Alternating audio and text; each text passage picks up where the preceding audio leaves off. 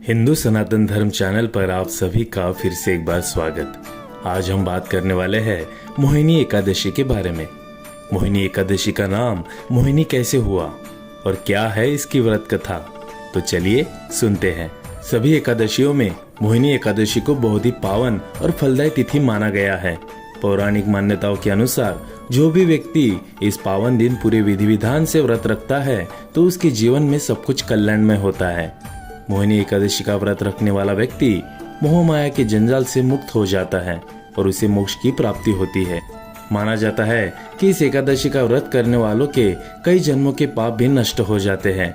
इस दिन व्रत करने के साथ कथा का पाठ करने या फिर सुनने से 1000 गायों का दान देने के बराबर पुण्य की प्राप्ति होती है।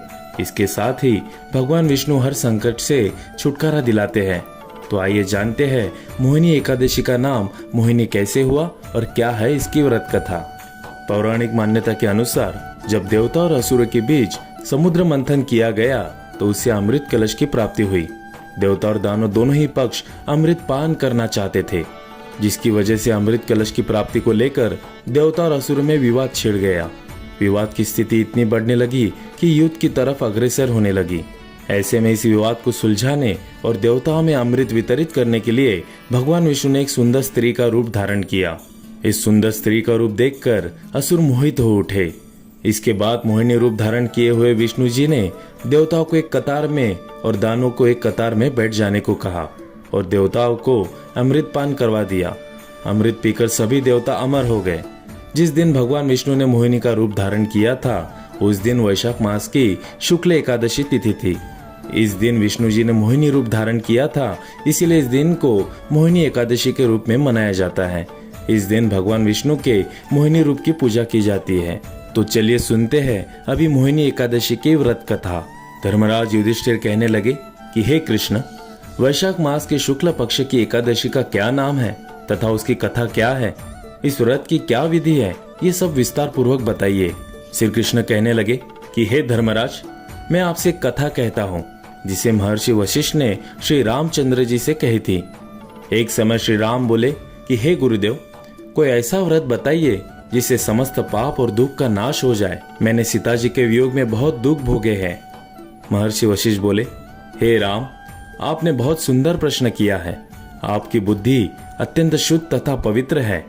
यद्यपि आपका नाम स्मरण करने से मनुष्य पवित्र और शुद्ध हो जाता है, तो भी लोकहित में ये प्रश्न अच्छा है। वैशाख मास में जो एकादशी आती है उसका नाम मोहिनी एकादशी है।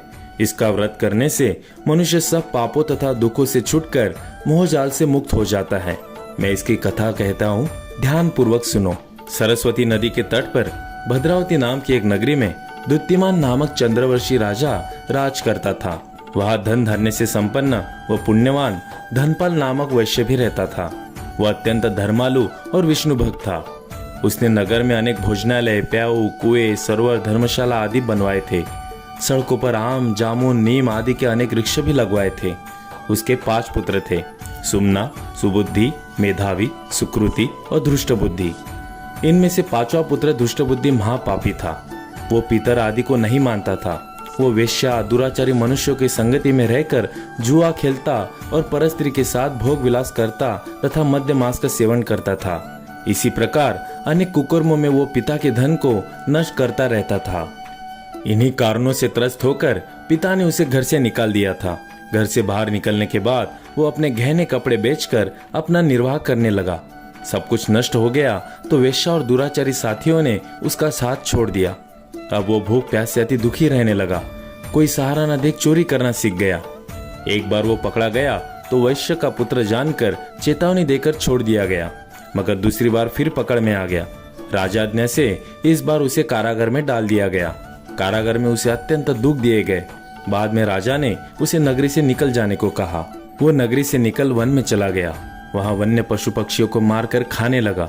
कुछ समय पश्चात वो बहेलिया बन गया और धनुष बाण लेकर पशु पक्षियों को मार मार कर खाने लगा। एक दिन भूख प्यास से व्यथित होकर वो खाने की तलाश में घूमता हुआ कौंडिन्य ऋषि के आश्रम में पहुंच गया।